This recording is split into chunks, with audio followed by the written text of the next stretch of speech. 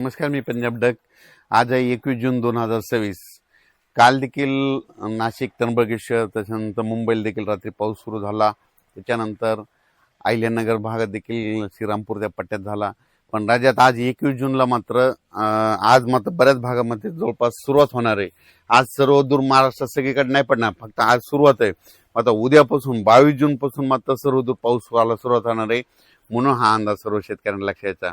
मग 22 जून पासून तर डायरेक्ट 2 जुलैपर्यंत, 22 जून ते 2 जुलैपर्यंत राज्यात सर्वत्र सगळीकडेच पाऊस पडणार आहे. म्हणून हा अंदाज लक्षात यायचा. आज फक्त राज्यामध्ये ठिकठिकाणी सुरुवात होईल. हा आजचा पाऊस म्हणजे सगळीकडे पडणार नाही, आज फक्त नुसती सुरुवात आहे. पण उद्या 22 तारखेपासून राज्यात सगळीकडे पाऊस पसरायला सुरुवात होईल. राज्यात सर्व दूर मात्र उद्या रात्रीपर्यंत बऱ्याच भागामध्ये कव्हर करून जाईल. 23ला आणखी संपूर्ण व्यापून टाकेल. राज्यात पेरणी योग्य पाऊस मध्ये ह्या सुरुवात होणार आहे उद्यापासून. म्हणून ही अंदाज सर्व शेतकऱ्यांना लक्षात यायचा. म्हणजे सांगायचं झालं तर आज फक्त निश्चित सुरुवात आहे. आज सुरुवात झाल्या सगळीकडे पडत नसतं. फक्त उद्यापासून मात्र 22 पासून मात्र तर 2 जुलैपर्यंत मात्र राज्यात सगळीकडे पाऊस पडणार आहे. म्हणून शेतकऱ्यांना एक सांगू इच्छितो की पेरणी करत असताना जमिनीमध्ये ईदभर ओल गेली तरच पेरणीचा निर्णय घ्यावा. म्हणून हे देखील सर्व शेतकऱ्यांनी लक्षात घ्यायचं. काल देखील पाऊस म्हणजे त्र्यंबकेश्वर, नाशिक त्या पट्ट्यामध्ये पाऊस झाला. त्याच्यानंतर सिन्नरकडे झाला. त्याच्यानंतर अहिल्यानगरकडं श्रीरामपूर पट्ट्यात झाला. त्याच्यानंतर मुंबईला देखील पडला. कोकणात देखील बऱ्याच ठिकाणी चालू होता. त्याच्यानंतर बीड जिल्ह्यात तुरळक काही ठिकाणी पडला. इकडं नांदेडकडं, धर्माबादच्या पलीकडे तेलंगणाकडे पडला. म्हणजे गडचिरोली त्या पट्ट्यात देखील थोडाफार झाला. म्हणजे काल थोडी थोडी वाढला. आजपासून जरा जास्त प्रमाण वाढणार आहे. म्हणजे आजपासून म्हणजे सुरुवात जास्त आहे, पण उद्यापासून मात्र राज्यात सर्वत्र पाऊस येणार आहे. म्हणून अंदाज लक्षात यायचा आणि आपण आपल्या पेरणीचं नियोजन करायचं.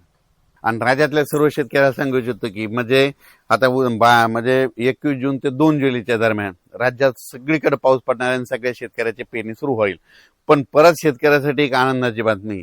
हे जे म्हणत होते ना दुष्काळ, तर तुम्हाला सांगतो 2 जुलै राज्यात जुलै महिन्यात 2 जुलै ते 20 जुलैच्या दरम्यान राज्यात अतिवृष्टी होणार आहे. म्हणजे ठिकठिकाणी अतिवृष्टी होईल आणि बऱ्याच म्हणजे जवळपास मग ती काय होईल, मुंबईकडे अतिवृष्टी होईल, नाशिककडे होईल, पुण्याकडे होईल, इकडे उत्तर महाराष्ट्राकडे होईल. मग त्याच्यामुळे काय होईल, जे छोटे छोटे तळे आहेत त्याच्यामध्ये मात्र जुलै महिन्यात मात्र पाणी येणार आहे. म्हणून हा अंदाज लक्षायचा. जायकवाडी देखील, जायकवाडीचे जे लाभ क्षेत्राचे उत्सव आले ती सुद्धा आनंदाची बातमी. जुलै महिन्यात काय होणार आहे, नाशिक, उत्तर महाराष्ट्राकडे जोरदार मुसळधार अतिवृष्टी होणार आहे. त्याचं पाणी गोदावरीला येणार आहे. मग त्याच्यानंतर धरणामध्ये आवक यायला थोडीफार सुरुवात होईल. म्हणून हे ऊस शेतकऱ्यासाठी आनंदाची बातमी. म्हणजे जुलै महिना शेतकऱ्यासाठी सगळ्यात फायद्याचा ठरणार आहे. म्हणून हा अंदाज सर्व शेतकऱ्यांनी लक्षात यायचा. आजपासून राज्यात निश्चित पावसाला सुरुवात होणार आहे, पण 22 पासून राज्यात सगळीकडे पावसाला संपूर्ण महाराष्ट्रामध्ये पाऊस दाखल होईल. 23ला सगळ्या जवळपास बऱ्याच भागात दाखल झालेला असेल. 24ला सगळीकडे पडलेला असेल. 25-26ला शेतकऱ्याच्या पेरण्या लागवडी सुरू होतील. म्हणून हा अंदाज लक्षात यायचा. अचानक वातावरणात बदल झाला. पेरणी करताना सगळ्यात महत्वाची घ्यायची काळजी, पाऊस पडल्याच्या नंतर सकाळी सकाळी शेतात जायचं.